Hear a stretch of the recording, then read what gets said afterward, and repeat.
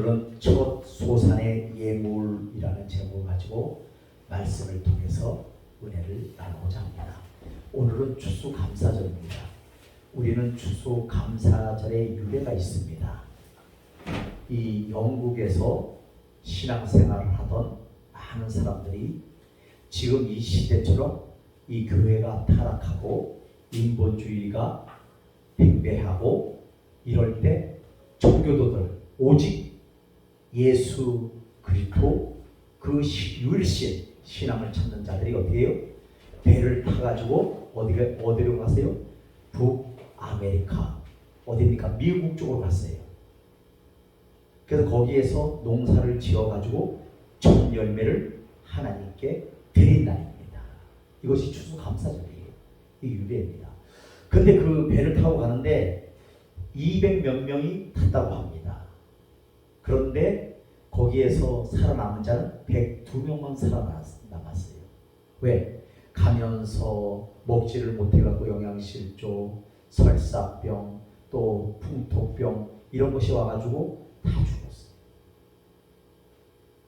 그러면서 그곳에 가서 첫 농사를 지어서 어떻게 해요? 아메리칸 대륙, 미국을 발견하고 그곳에서 첫 농사를 지어서 하나님 앞에 이 감사 예배를 드린 것이 추수감사절의 유래입니다.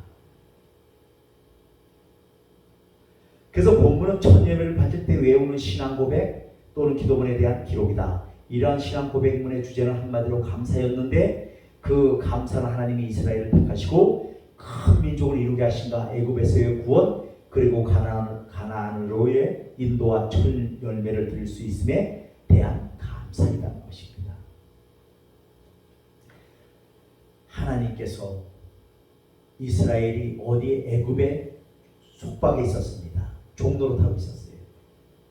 근데 그 애굽 사람들이 우리도 일제 36년간 이 어른들의 얘기를 들어보면 아주 고통스러웠다고 합니다. 뭐 이름도 김창현, 임종대 이렇게 못 부르는 거예요. 도끼로 이막가 뭐 이런 식으로 해갖고 이렇게 이름을 창식을 개명해야 되는 겁니다.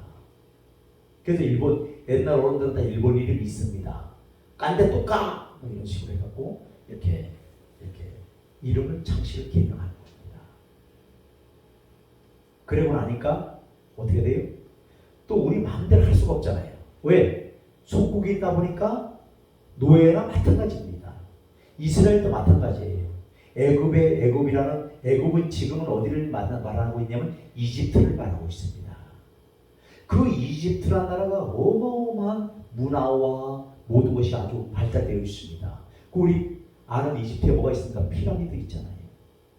그거는 우리가 상상할 수 없는 높이와 상상할 수 없는 넓이가 있습니다. 그것을 건축한다. 그러면서 이스라엘 백성들을 노예니까 어떻게 시키는 거예요? 힘든 일, 우리가 소위 말하는 3D 업종, 노가다, 농사 짓는 거, 벽돌 찍어내는 거. 지금은 벽돌이 기계로 척척척 하고 찍어내지만 옛날에는 그렇지 않았잖아요. 거기다 이 집을 썰어놓고 또 흙을 쳐서 이겨서 넣고 쳐서 돌려서 빼서 이렇게 한다고 엄청나게 힘이 들었어요. 사람이 다 했잖아요. 그것을 시킨 거예요. 거기다가 또 바로의 궁, 그러니까 그 애굽의 왕의 큰 궁전을 짓는데 거기에 부역을 할 수 있도록 이렇게 일을 시키는 겁니다. 그러니 얼마나 힘들었겠어요. 그런데 그 가운데 그들이 부르짖음이 하나님 앞에 상달되었습니다. 그 기간이 우리는 일제의 36년간이지만 그들은 몇 년간이에요? 430년 동안. 어마어마하잖아요. 생각해 보십시오.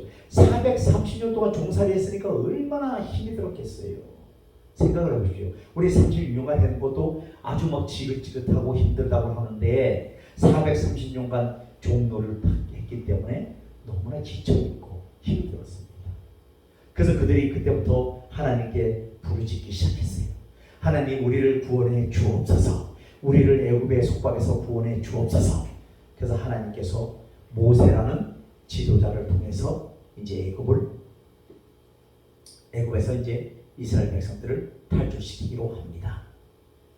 그래서 그 바로라는 애굽의 왕은 권세가 어느 정도냐면 딱 야, 걔 처리해 이러면 지도세로 모르게 죽는 거예요. 그 정도로 하늘에 새도 떨어뜨릴 만한 권세가 있어요. 말 한마디면 그냥 법이고 말 한마디면 사람이 죽고 살고 할 때입니다. 그러니까 이 모세를 하나님이 지명했어요. 모세야, 너는 이제 가서 내 백성을 이끌고 나오너라, 출애굽시키거라 합니다.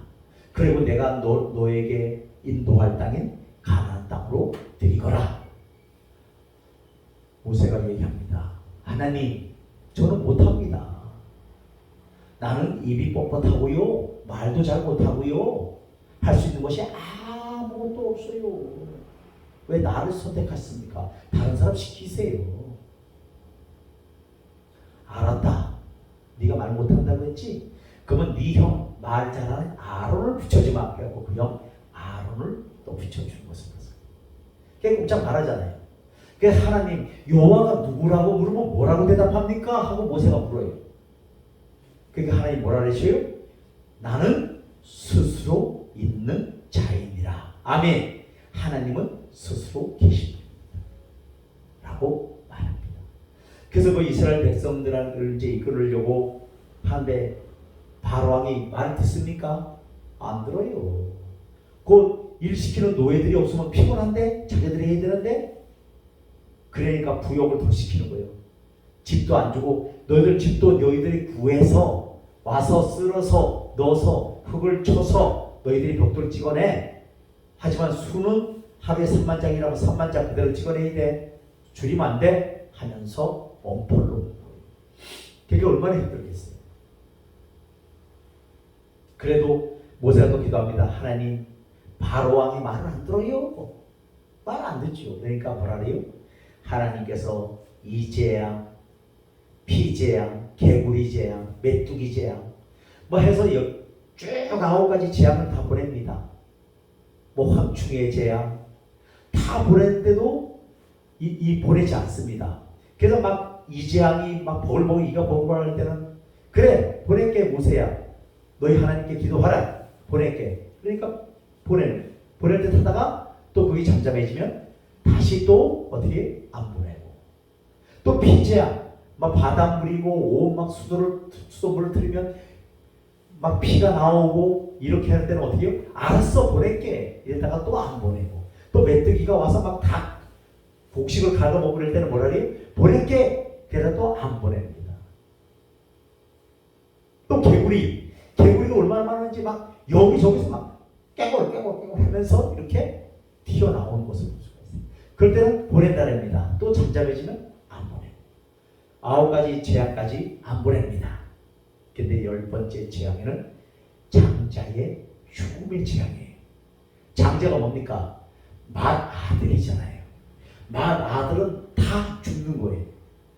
그런데 거기서 안 죽은 사람들이 있는데 이 이스라엘 사람들은 안 죽었어요. 왜냐면 어린 양의 피를 저 들어오는 인방 있잖아요. 인방과 문설주의 문에다 다 바르는 거예요. 어린 양의 피를 쫙 바르는 겁니다. 쫙 바르니까 어떻게 해요? 죽음의 사자가 왔다가 그 피를 보고 어떻게 해요? 지나가는 겁니다. 그래서 그게 6월절이에요. 6월절이 뭡니까? 패스, 넘어가다는 뜻을 갖고 있습니다. 뭐예요? 죽음의 죄악에서 넘어가다 라는 뜻을 갖고 있다는 겁니다. 그러면 여기서 어린 양의 피는 누구의 피를 얘기하는 거예요? 바로 예수 그리스도의 피를 의미하고 있습니다. 그래서 우리가 예수 그리스도를 왜 믿느냐? 바로 이거예요. 그분이 십자가에서 우리의 죄와 허물 때문에 죄 없으신 분이 십자가에서 피 흘려 죽어 주신 것을 믿는 겁니다. 이럴 때 우리에게 뭐예요? 그 어린 양의 피를 보는 자마다 살아나는 역사가 나타났다는 거예요. 그럼 우리도 바로 뭐예요? 예수 그리스도의 피를 믿는 자는 사는 역사가 있어질 줄로 믿습니다. 바로 이거예요. 이것을 말하고 있습니다. 그러면서 또 계속해서 모세가 이스라엘 백성들을 이끌고 가는데 어마어마합니다. 또 그래서 조금만 불편하면 우리하고 똑같아요. 뭐 물이 잘 안 나온다든가 전기세가 많이 나온다든가 뭐 가스세가 많이 나오면 거의 그릇이 걱정이 되잖아요. 이스라엘 백성도 똑같아요. 차라리 우리를 애굽에 놔두지, 있었으면 그냥 먹고 사는데 지장 없잖아. 왜 우리를 인도해가지고 이렇게 강해서 죽이려고 하느냐 해가면서 막 모세를 대적합니다. 그때마다 하나님께서 함께 하시고 도와주셔서 위기를 넘어가요.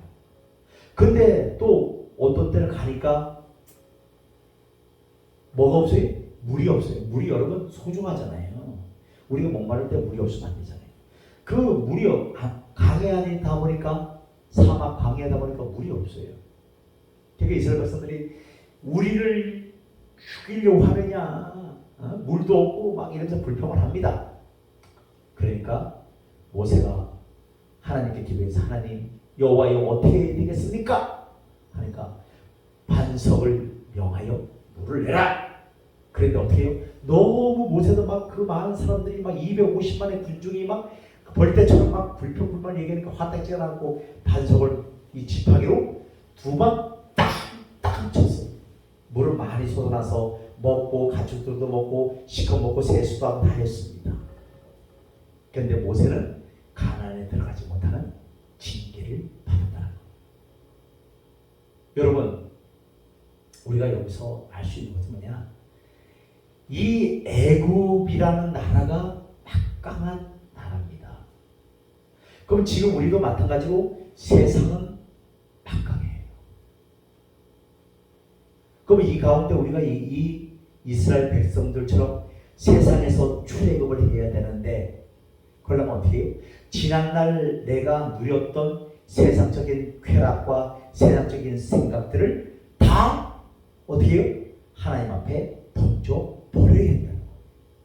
근데 우리 힘으로 던져줘요? 안 던져줘요. 옛 사람은 그대로 살아가지고 어떻게 해요? 나를 힘들게 해요. 옛날 성격, 옛날 성품, 옛날 습관 그대로 갖고 가려고 해요. 이것이 뭐예요? 타락이라고. 바로 우리가 애굽에 있으면 죽어요. 왜? 예수의 생명이 없기 때문에 죽기 때문에 하나님은 빨리 애굽을 탈출하는 거예요. 세상을 탈출하라는 거예요. 그러면 우리가 이 땅에 살고 있는데 이 세상을 등져라 그런 얘기가 아닙니다. 잘 들으셔야 돼. 세상의 사람들과 같이 섞어서 사는데 우리가 뭐를 해야 돼? 빛과 소금의 역할을 감당할 수 있어야 된다는 거예요. 그럼 구체적으로 빛과 소금의 역할이 뭐예요? 내가 조금 손해보고 내가 조금 억울한 일을 당해도 참고 내가 어떤 상황 가운데도 하나님을 바라보면서 감사하는 겁니다. 이것이 안 되잖아요. 우리는 누가 한마디를 하면 열마디를 하잖아요. 또 누가 욕 한 번만 했다라면 뭐 100마디, 1000마디 아주 저주의 저주를 퍼붓잖아요. 그러면 안 된다는 거예요.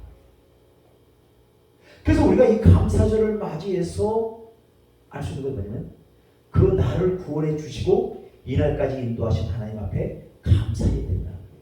그래서 우리가 이 아까 찬양 가운데 에베네셀이라는 단어가 나왔습니다. 이것은 무엇이냐면 여기까지 나를 인도해 주셨다는 거예요. 또 임마누엘은 뭡니까? 주님이 우리와 함께 계시다는 겁니다. 어디에? 이 안에 와 계시잖아요. 임마누엘로 삼고 계시잖아요. 그래서 그 여기까지 인도하신 하나님, 우리는 얼마나 삶에 고비가 있었고 얼마나 어려운 고비가 있었고 처절할 때가 있었고 때로는 배신을 당할 때가 있었고 아픔을 겪을 때도 있었잖아요. 그런데도 하나님께서 지켜주셔서 오늘 이 자리에 와서 이렇게 감사절날 하나님 앞에 귀한 예배를 드릴 수 있음에 감사하는 저와 여러분들이 되시기를 간절히 바라겠습니다. 감사하잖아요.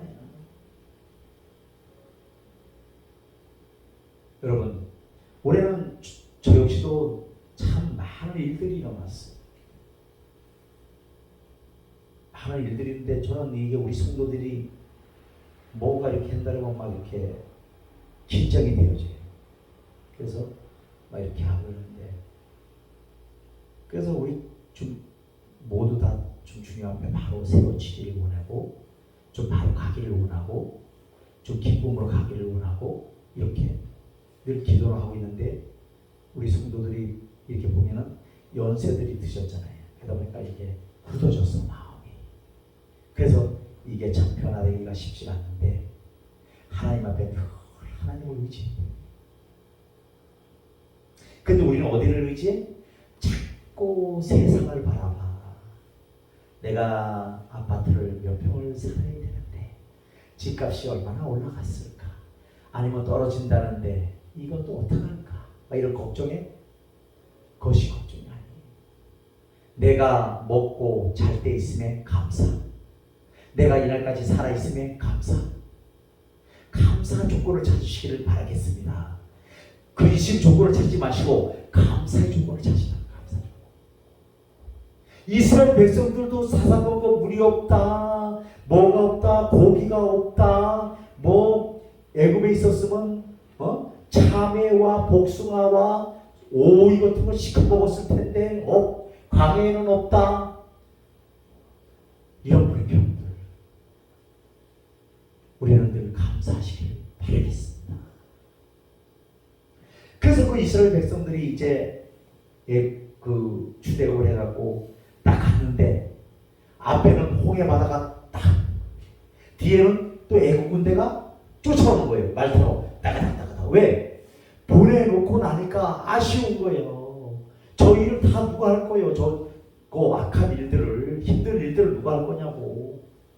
그러니까 다시 붙잡아 알아내고 쫓아옵니다. 군대가. 그래갖고 막 따가닥따가닥 쫓아옵니다. 진퇴양난이잖아요. 앞에는 홍해바다, 뒤에는 애국 군대가 쫓아. 그때 모세가 하나님께 기도합니다. 하나님, 이 상황 가운데 어찌 해야 되겠습니까? 하고 기도할 때 너희 손을 바다로 내밀라! 쫙 내밀습니다. 그러니까 어떻게 해요? 모세의 기적이라 하잖아요. 그 물이 양쪽에서 벽을 이루어 쫙 갈라지면서 벽을 이루는 것을 볼 수가 있습니다. 그래서 그 이스라엘 백성들이 다 건너가잖아요. 그러니까 그 애국 군대도 또 어떻게 해요? 따가닥따가닥 하고 다 바다 속으로 들어오잖아요. 그래서 이스라엘 백성들이 다 건넸을 때 다시 손을 내미니까 어떻게 해요? 물이 합해져 갖고 물에 다 수장되어지는 죽임을 당한 것을 볼 수가 있습니다. 여러분, 우리 인생들 다 50 넘고 살아오시잖아요. 마음대로 되는 게 아니에요. 내 생각대로 되면요, 우리 다 각자 다 빌딩 다 수십 채 샀어요. 맞아요, 틀려요? 맞아요. 근데 내 생각대로 되는 게 아니에요. 이렇게 계획을 잡아놓으면 저렇게 들어지고, 저렇게 계획을 잡아놓으면 이렇게 들어지는 거예요. 그래서 우리는 하나님을 떠나면 안 되는 것이 바로 이겁니다. 왜? 우리는 하나님을 떠나서 살 수 없는 그런 존재로 하나님께서 우리를 창조해 주셨기 때문에 그분을 떠나서는 행복이 있는 것 같지만 없어요. 늘 공고하고 공허하고 허무하고 인생이 이게 뭔가 이런 회의감만 잔뜩 든다는 거예요. 지난날 여기 있는 목사도 가을을 그리 탔어요. 그래서 직장생활 잘 하다가도 11월 달만 되면은 괜히 쓸쓸해. 뭐 직장이고 뭐고 다 팽개치고 혼자 여행을 떠나. 아무한테도 연락을 안 합니다. 그러니까 누구도 몰라 어디 갔는지. 몰라. 그래서 한 달 만에 돌아오면 다들 놀랍니다. 놀라고 직장에서 잘리고 뭐 그런 사태를 맞이했습니다만 바로 이거예요. 우리 인생을 그렇다는 거예요. 바로 그거예요. 아무리 내가 돈이 많다고 행복할 것 같지만 그렇지는 않아요. 왜? 돈이 많으면 그 또 돈을 지키려고 어떻게 돈을 뺏기지 않고 지킬 수 있을까? 이렇게 하잖아요. 그래서 기업들이 보면은 우리보다 더 행복하지 않습니다. 왜? 우리는 기업들이 막 돈이 많으니까 쫙 이렇게 막 하고 잘 구웠지요. 거기에 딸린 직원들이 몇 명입니까? 수만 명이잖아요. 그래서 지금은 자꾸 하셨지만 그 삼성의 이병철 회장이 그랬습니다. 그 차 안에서 김밥 먹고 음료수 하나 마시고 그렇게 가는 거예요. 그게 행복합니까? 근데 우리는 행복하잖아요. 고기 먹고 싶으면 고기 먹고 뭐 먹고 싶으면 다 먹잖아요. 감사하잖아요. 왜? 그런 부담감이 없잖아요. 그런데 그분이 하시는 말씀이 뭐냐면 우리나라는 앞으로가 걱정이다 라고 말씀하십니다. 그러면 우리가 사람들이 이해가 안 가잖아요. 아니 돈이 그렇게 몇 조 수백 조 되는 삼성에서 무슨 그 걱정을 할까? 그건 우리 생각이라는 거예요. 왜? 그 직원들과 어떻게 사업을 해서 이득을 남겨서 직원들에게 복지 혜택과 월급과 이런 것을 어떻게 지급할 것인가를 걱정한다는 거예요. 그래서 우리 옛날 속담에 이런 말 있잖아요. 가지 많은 나무에 바람장난 없다. 그게 가족들이 많으면 어떻게 해요? 시끄럽다는 거예요. 시끄러워. 왜? 이놈이 사고 안 치면 요놈이 치고 요놈이 사고 안 치면 요놈이 치고. 그래서 우리가 감사절을 맞이해서 우리가 다시 한번 하나님 앞에 감사를 해야 되는데 그럼 구체적으로 무엇을 감사를 해야 됩니까? 첫째로 오늘 이 날까지 나를 살려주시고 인도해 주심에 감사하시기를 바라겠습니다. 두 번째, 환경을 바라보면 우리는 감사할 수가 없습니다. 내가 아직도 먹을 것이 있고 의식주를 해결할 곳이 있다는 것에 감사하시기를 바라겠습니다. 세 번째, 무엇을 감사해야 됩니까? 이 땅에 남겨두심에 감사하시기를 바라겠습니다. 우리가 그 수많은 코로나가 왔어도 우리 하나님께서 지켜주셔서 우리가 다 살아있잖아요. 그래서 에베네셀의 하나님께 감사하는 저와 여러분들이 되시기를 예수 그리스도로